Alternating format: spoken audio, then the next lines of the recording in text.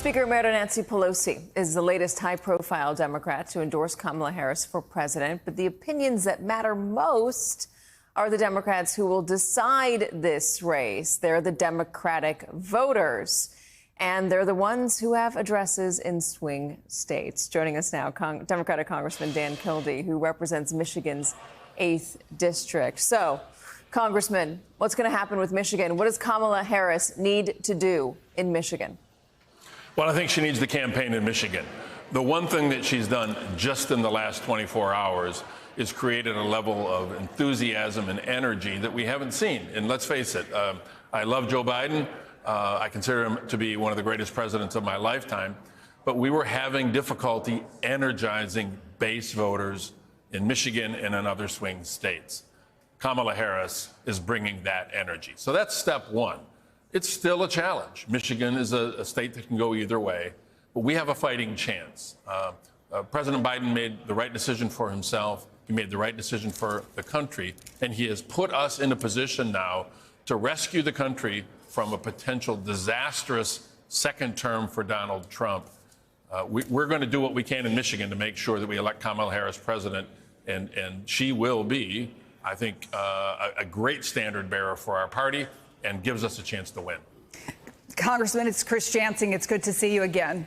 Hey, Chris. You're retiring.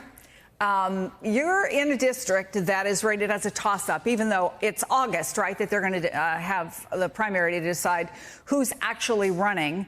But this is one of the key districts that when conversations were had about whether or not Democrats could control the House, there are a couple of districts in Michigan that were in that category.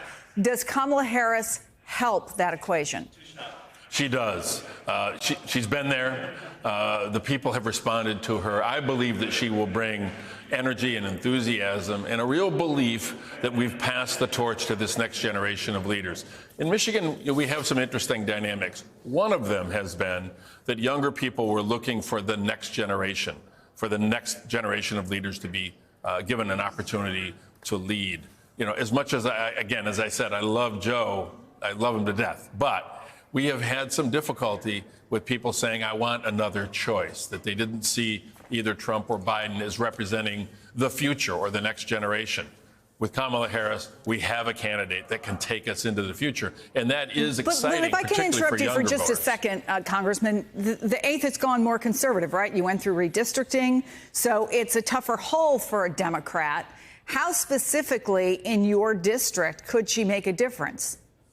I think she certainly makes a difference with traditional Democratic base voters, younger people, communities of color, women, particularly when in Michigan, again, even though technically women's reproductive rights will be on the ballot. The questions that we answer at the ballot in November will determine whether women continue to have the right to make decisions over their own bodies. Kamala Harris can bring energy to that debate. She brings a relevance to that debate that I think will make a big difference in November. Is the vice president going to matter if it's a Kamala Harris at the top of the ticket? And who does that vice president need to be? Governor Whitmer has already decided that she doesn't want to be a part of it. That's what she's told reporters. We'll see if that position stands. But I guess, what do you think about an Andy Beshear? Can he win Michigan? Can a Roy Cooper win Michigan? Can a Governor Shapiro win Michigan? Well, I think, first of all, that the top of the ticket makes all the difference in the world, but it matters who that choice is. I would encourage Governor Whitmer to consider it. I think she'd be a fantastic choice. If it's a choice that she chooses not to make, I'll be just as happy to see her to continue to lead in Michigan. But it makes a difference because what we will see with Kamala Harris, she'll select a vice president, a nominee for vice president, who can become president, who can lead.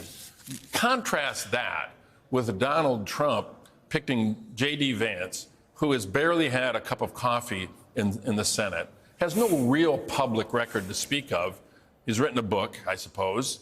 But the idea that we would put him a heartbeat away, a guy who we hardly know anything about, who's never really demonstrated the capacity to lead, a heartbeat away and from the Oval Office, that is a really big question. So my advice, to the extent anybody's listening, is that we select a vice presidential nominee who has the capacity to be the president.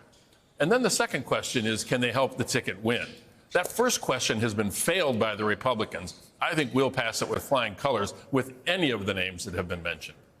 Well, Congressman Dan Kildee, you and I think we're about the same age. So we have seen how a vice president can be called up. And this is just the latest example of that, although under extraordinary circumstances. Thank you so much. It's great to see you, and we appreciate your time.